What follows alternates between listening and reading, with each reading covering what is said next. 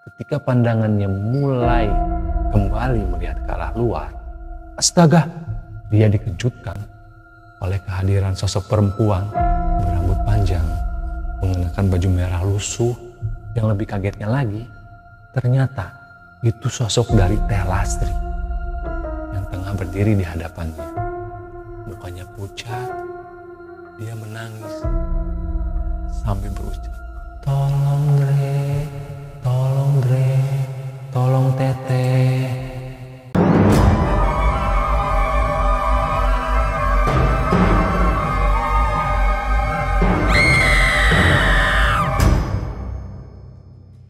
Assalamualaikum warahmatullahi wabarakatuh. Kembali lagi bersama saya Galih Lesmana di channel The Myth Official.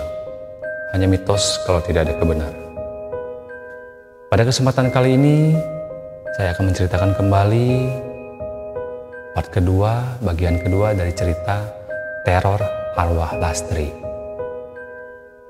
Tapi sebelum itu, untuk teman-teman sobat The Myther semua yang belum subscribe, jangan lupa untuk subscribe.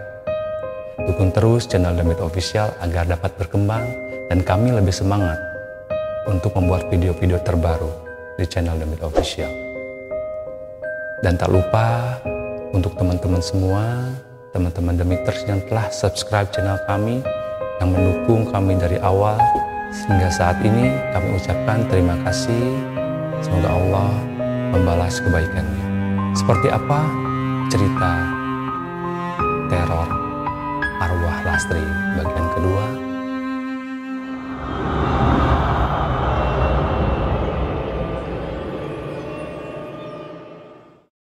Keesokan harinya, jenazah Teh Lastri pun diurus oleh anggota keluarganya dan para tetangga pun berdatangan untuk melayat.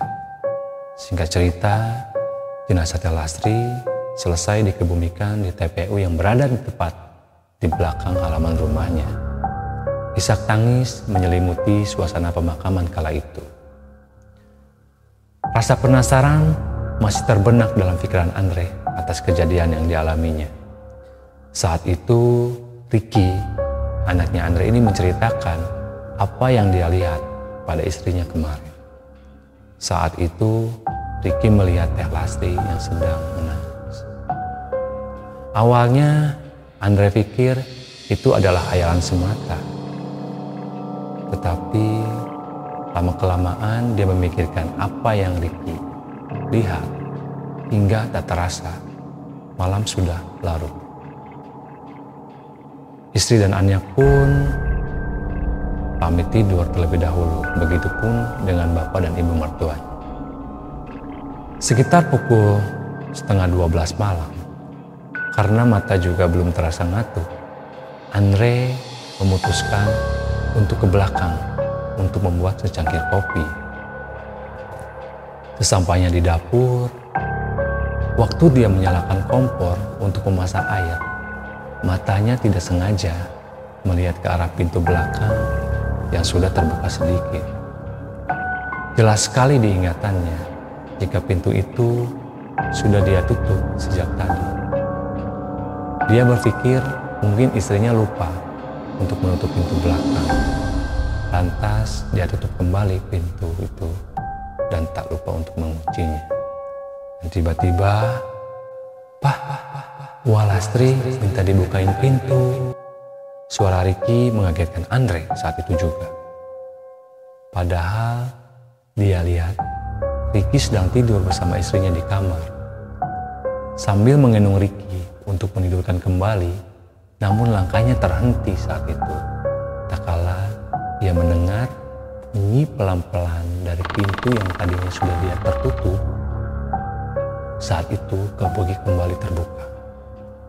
Andre pun bergegas ke kamar menaruh Ricky dekat istrinya yang masih tertidur.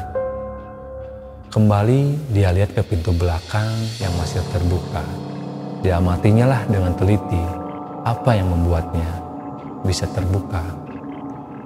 Tiba-tiba Andre mendengar isakan tangis pilu di luar rumah. Terdengar seperti seorang wanita. Sempat ia berpikir bahwa suara tangisan itu adalah istrinya. Tetapi saat dia lihat, dia tengah lelap dalam tidurnya. Sementara itu, suara tangisan lirih masih terdengar. Kini muncul bau bunga melati yang sumbernya itu masih di halaman belakang rumahnya. Andre pun memberanikan diri untuk melihat ke halaman belakangnya. Perlahan dia buka pintu sedikit lebar sehingga suasana mengerikan malam hari di luar sana terlihat jelas. Pemandangan tempat pemakaman umum, dan di sana itu tepat di mana makam Teh Lasri dikebumikan. Dalam keadaan gelap, dari kejauhan samar-samar Andre melihat seperti ada sosok perempuan. Pikir Andre, mungkin sosok perempuan itu adalah seorang wanita yang perlu pertolongan. Lantas Andre pun mencoba memberanikan diri untuk menghampirinya. Tak selang lama, Andre mendengar suara orang yang memanggil, "Dre." Suara itu jelas terdengar seperti suara istrinya di dalam rumah. Seketika dia menoleh ke dalam rumah. Dan memang tidak ada siapa-siapa. Ketika pandangannya mulai kembali melihat ke arah luar, astaga, dia dikejutkan oleh kehadiran sosok perempuan berambut panjang, menggunakan baju merah lusuh. Yang lebih kagetnya lagi, ternyata itu sosok dari Teh Lasri yang tengah berdiri di hadapannya. Mukanya pucat, dia menangis sambil berucap, "Tolong Dre, tolong Dre, tolong Teteh." Badan Andre pun terasa lemas. Jika saja dia tidak berpegangan pada gagang pintu pas tubuhnya jatuh malam itu. Sosok Teh Lasri masih menatap lirih ke arah Andre. Lama dia saling berpandangan sama sosok Teh Lasri. Di situ badan Andre tidak bisa digerakkan. Keringat mulai bercucuran hingga napasnya pun terasa sesak. Dan Andre sempat mendengar suara terakhir, "Pah," ya memang suara itu milik dari istrinya. Andre pun seketika tidak sadarkan diri. Keesokan harinya, Andre menceritakan pada istrinya bahwa semalam dia bertemu dengan sosok Teh Lasri. Dan perasaan istrinya campur aduk, seolah-olah tidak menyangka sosok yang dikatakan Andre itu adalah kakak kandungnya sendiri, yaitu Teh Lasri. Setelah lama mereka berbincang, akhirnya Andre dan istrinya pun sepakat untuk tidak menceritakan kejadian itu kepada bapak dan ibunya. Terima kasih telah mendengarkan, terima kasih telah menonton cerita teror Teh Lasri ini sampai akhir.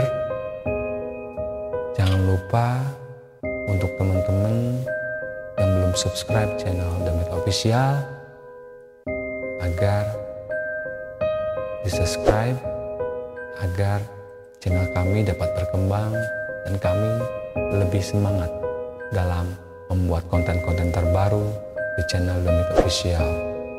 Semoga tayangan ini dapat memberi pelajaran, dapat memberi hikmah pada kita semua, dan tak lupa dimanapun Sobat Demiters berada untuk selalu berdoa, memohon perlindungan dari Allah Subhanahu wa Ta'ala. Sekian, Galih Lesmana pamit undur. Sampai ketemu di channel-channel berikutnya.